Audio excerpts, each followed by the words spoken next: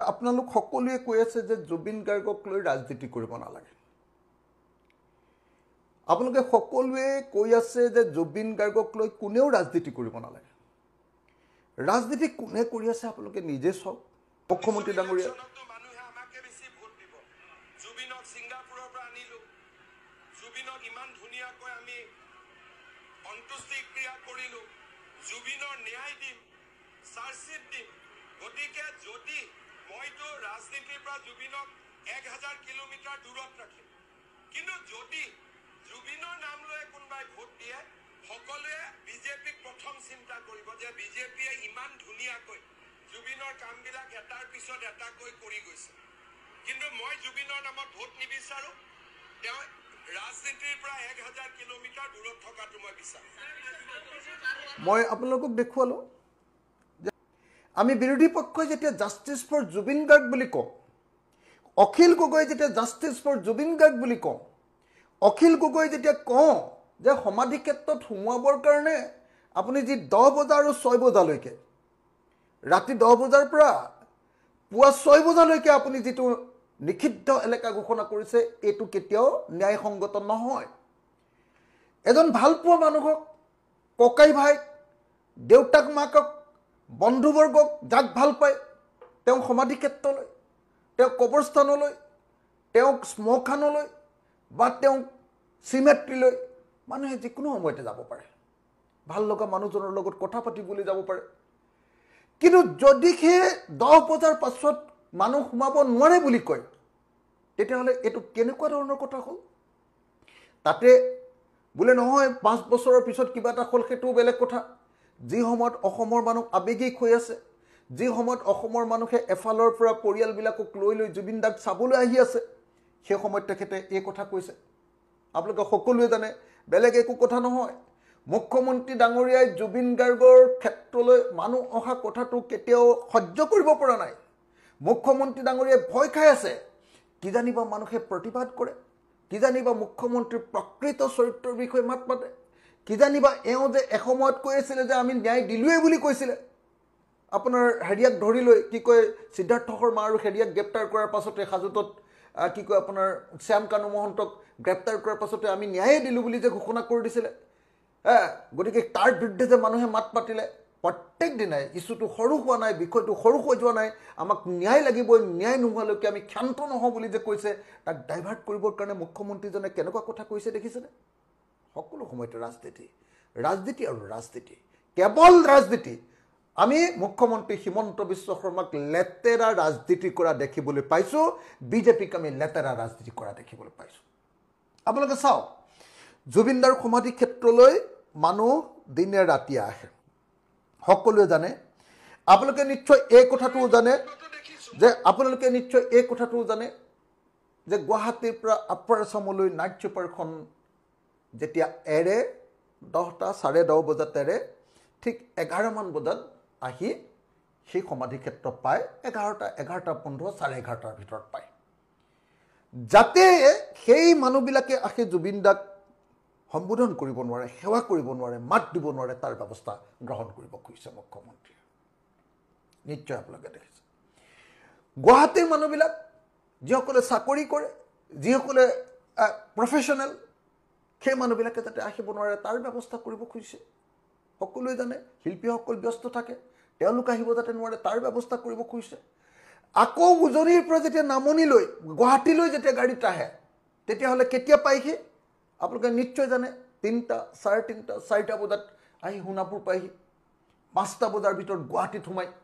গতিকে 5টা বজাৰ আগলৈকে যাতে মানুহ সোমাব নোৱাৰে তাৰ ব্যৱস্থা কৰি থৈছে। কেলে? কাৰণ মানুহৰ মনৰ পৰা জুবিনদাৰ স্মৃতি, জুবিনদাৰ জীৱন্ত স্মৃতি বুলি কোৱাটো ভুল হ'ব, জীৱন্ত স্মৃতি মচি পেলাবৰ কাৰণে অসমৰ মুখ্যমন্ত্ৰীয়ে চেষ্টা কৰি আছে। মই আপোনালোকক এবাৰ নেক্সটটো ভিডিঅ' আপোনালোকক দেখুৱাব কৈছোঁ। এইবাৰ নেক্সটটো ভিডিঅ'ত মই আপোনালোকক 7 নম্বৰ ভিডিঅ'টো দেখুৱাব কৈছোঁ। 7 নম্বৰ ভিডিঅ'ত কি কৈছোঁ দেখিছোঁ, মোৰ ভাল লগা নাই কথাখিনি। কাৰণ তেওঁ আকৌ কৈছে ইয়াৰ পৰা মানসিক বেয়া হ'ব, ৰাস্তাত নামি আহিব। তাৰমানে ইনডাইৰেক্টলি মানুহক উত্তেজিত কৰি আছে। আৰু আমি উত্তেজিত কৰিব বিচৰা সকলোৰে বিৰুদ্ধে চৰকাৰ কঠোৰ হ'ব। ৰাতিপুৱা 6টাৰ পৰা 10টা ইমান সময় আছে। আৰু সময় লাগিব মানুহ আপোনালোকক কি ক'লো আপোনালোকে দেখিলেনে কাৰ নাম ক'লে জানেনে ৰীতা চৌধুৰী বাইদেউ ৰীতা চৌধুৰী বাইদেউ হ'ল মন্ত্ৰী চন্দ্ৰমোহন পাটোৱাৰীৰ পত্নী তেখেতে আজিৰ দিনটোত এটা ফেচবুক পোষ্ট দি কৈছিলে যে মুখ্যমন্ত্ৰী ডাঙৰীয়া আপুনি জুবিনৰ অনুৰাগীসকলক ডেকা অনুৰাগীসকলক 10 বজাতে যে এনেকৈ সমাধি ক্ষেত্ৰলৈ যোৱাটো বন্ধ কৰি দিছে জুবিন ক্ষেত্ৰলৈ যোৱাটো বন্ধ কৰি দিছে এটো উচিত হোৱা নাই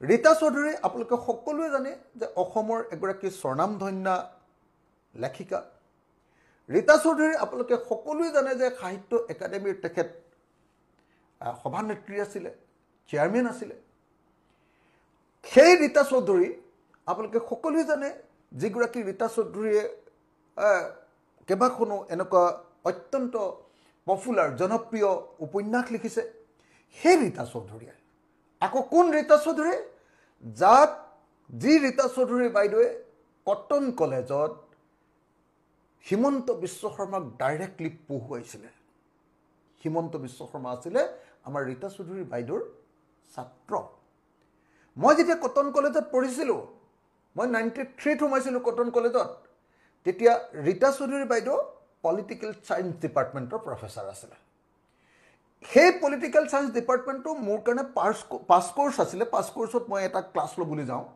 ৰীতা চৌধুৰী বাইদেউক পাইছিলোঁ ইয়াৰ 3 বছৰ বা 4 বছৰৰ আগতে হিমন্ত বিশ্ব শৰ্মাই সেই আপোনাৰ পলিটিক্যাল সায়েন্স ডিপাৰ্টমেণ্টৰ ষ্টুডেণ্ট আছিল আৰু ৰীতা চৌধুৰী বাইদেউৰ ডাইৰেক্ট ষ্টুডেণ্ট আছিল সেই ডাইৰেক্ট ষ্টুডেণ্টজনে আজি ৰীতা চৌধুৰী বাইদেউক বাইদেউ বুলি সন্মান কৰা নাই শিক্ষয়িত্ৰী বুলি সন্মান কৰা নাই ৰীতা চৌধুৰী বুলি কৈছে আৰু ৰীতা চৌধুৰী বুলি কৈ যেনেকৈ জুবিন দাক টয় টয় বুলি কৈছে ৰীতা চৌধুৰী বুলি কৈছে আৰু ৰীতা চৌধুৰী বুলি কোৱাৰ পাছত কি কৈছে যে 10টাৰ পৰা 6টালৈ বন্ধ থাকিবই এই বুলিটো ক'লে কোৱাৰ পাছত কৈছে যে ৰীতা চৌধুৰীয়ে মানুহক উচতনি দিছে আৰু ৰীতা চৌধুৰীৰ ওপৰত একচন লোৱা হ'ব এনেকে বুলি কৈছে আমাৰ মৰমৰ আমাৰ শ্ৰদ্ধাৰ ৰীতা বাইদেউ সকলোৱে জানে আমাৰ মই কটনীয়া নাছিলোঁ হিমন্ত বিশ্ব শৰ্মাও কটনীয়া নাছিলে আমাৰ ৰীতা বাইদেউ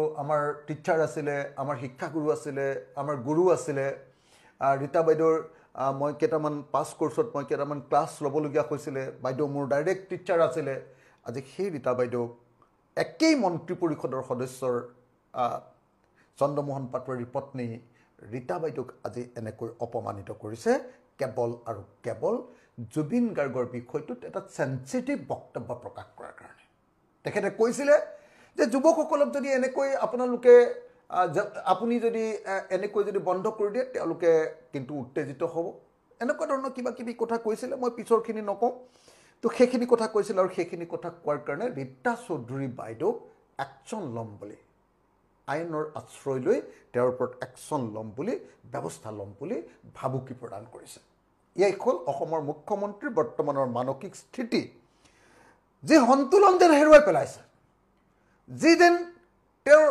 যিকোনো ধৰণৰ এজন মুখ্যমন্ত্ৰীৰ আচৰণ যেন তেওঁ হেৰুৱাই পেলাইছে তেওঁ যেন সঁচাকৈ এতিয়া মই ক'বলৈ বেয়া পাওঁ নকওঁ সেইকাৰণে তেওঁ যেন সঁচাকৈ হেৰুৱাই পেলাইছে সেইকাৰণে মই আপোনালোকক কওঁ যে মুখ্যমন্ত্ৰীজনৰ মই 8 নম্বৰ আপোনালোকক ভাৰ্চনটো শুনাম কৈছে ন্যায় লাগে মুখ্যমন্ত্ৰীও কৈ আছে ন্যায় লাগে মইতো জুবিন অনুৰাগী